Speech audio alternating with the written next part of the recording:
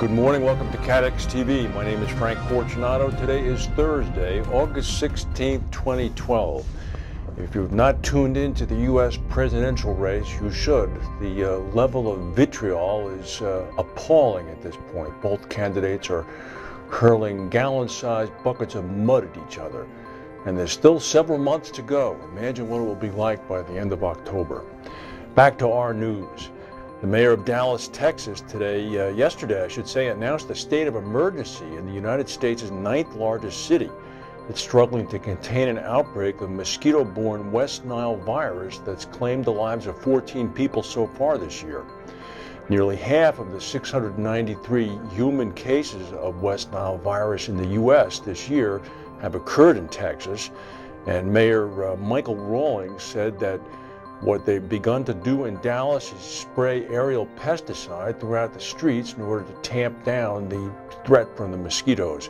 He advised people to remain indoors as much as possible. In March of this year, at an English Premier League football game, or a soccer game as we would call it, at halftime of the game, one of the star players, Fabrice Muamba, suffered a near-fatal heart attack. Mr. Muamba plays for the team, the Bolton Wanderers. He was unconscious on the field. Spectators who were cardiologists ran from the stands. He was taken to a hospital. His heart had stopped beating for 78 minutes. Miraculously, he has survived and has been discharged and seems to have suffered no brain damage from the 78-minute gap. Yesterday, though, of course, he did announce he was retiring from football. This is going to have some implications now for the Lloyd's insurance market, particularly QBE, the Australian company. They're expecting a series of claims, which one source suggested could be in excess of £7 million. QBE leads on a policy that the Premier League football club, Mr. Muamba's employer, has in place protecting against the loss of its players. It's estimated that the value of that policy could be a minimum of £2 million. It's also expected that Mr. Muamba himself has purchased a product, they don't know who leads on this, that will provide him with a lump sum of cash at around £2 million as well. There are other policies in place as well, supposedly. Meanwhile, speaking of QBE, the company that has the lead on Mr. Muamba's policy, its longtime CEO and chairman, Frank O'Halloran, is departing with a gargantuan payout. Mr. O'Halloran is retiring. He's saying farewell to the company, but he's going to receive $37 million of shares and benefits. He's going to get as much as $16.25 million on top of $21 million of shares that he already owns in the company. He's going to receive an $8.4 million cash payout, including his salary up to the end of August, a $2.35 million retirement allowance, as well as a $4.5 million payment of holiday entitlements and pro-rata cash bonuses. He's going to continue to work with the company until December as a consultant. You know what I say to this? Good for you, Frank O'Halloran. He turned that company around and made it into a giant. It is what it is today because of his effort. In Syria this morning, air attacks by one Syrian Air Force jet apparently have killed 30 people.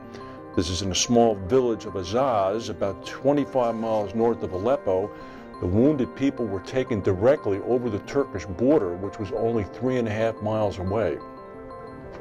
JLT, the broker, is celebrating today. They've won a piece of the aviation contract to provide insurance and reinsurance to the biggest airline in Europe, Lufthansa. This means that JLT is going to become a co-broker partnering with Willis, which is already on the account. Willis was not involved in any of the negotiations because its place was always secure on the account.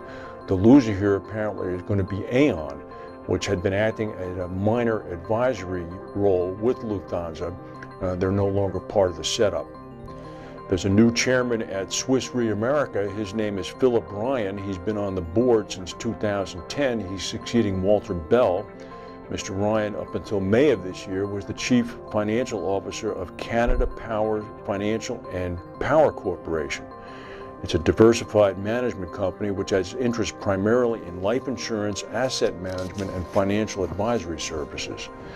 The Insurance Bureau of Canada is reporting that the estimated insured damage caused by the recent severe thunderstorm event in the Edmonton area in Alberta back in late July amounts to more than $100 million. The bulletin said that some thousands of claims have been filed already for damage to homes, cars, and businesses, and they said that the storm brought through golf ball-sized hail, heavy rain, and impacting of flooding streets, basements, automobiles, and construction sites.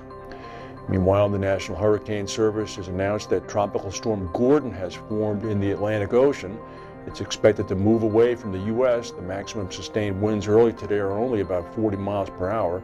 They expect it'll become a hurricane over the weekend. Right now, it's about 585 miles east of Bermuda. They say that those in the Azore Islands should begin to closely monitor its progress. The United States has been very lucky so far this season on hurricanes, but the water temperature in the ocean is such that a nuclear power plant in Massachusetts shut down because of an automatic monitoring system indicating that the water temperature was too high. They use it as a coolant. Water temperature of high degree is a big lead-in for hurricanes. So keep your fingers crossed. That's the news for today. If we have any breaking news, we'll come back and tell you. Thank you for watching. We'll see you tomorrow.